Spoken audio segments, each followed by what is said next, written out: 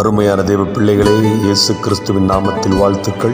இந்த நாளுக்கான தேவனுடைய வார்த்தை ஏசாயா 43:19. இதோ நான் புதிய காரியத்தை செய்கிறேன், இப்பொழுதே அது தோன்றும். ஆம், இந்த நாட்களிலும் ஆண்டவர் உங்கள் வாழ்க்கையில் ஒரு புதிய காரியத்தை செய்வார். அது இன்றைக்கு தோன்றுவதை நீங்கள் காண்பீர்கள். கடந்த நாட்களிலே, கடந்த வருடங்களிலே பல உங்களால் மறக்க முடியாத கவலையான, கண்ணீரான, துக்கமான பல சம்பவங்கள் நடந்திருக்கலாம். அதை நினைத்து நீங்கள் கவலைப்பட வேண்டாம். முந்தினவைகள் நினைக்க வேண்டாம், பூர்வமானவைகளை சிந்திக்க வேண்டாம். அதை மறந்து விடுங்கள்.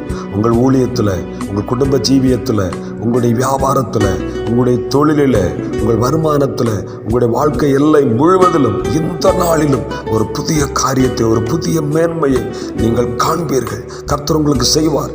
கடந்த காலத்தில் நடந்த சம்பவங்களை மறக்க பண்ணி ஒரு புதிய காரியத்தை செய்து உங்களை ஆசீர்வதித்து மேன்மைப்படுத்துவார். தைரியமாயிருங்கள். இந்த வார்த்தைகளால் தேவன் உங்களை ஆசீர்வதிப்பார்.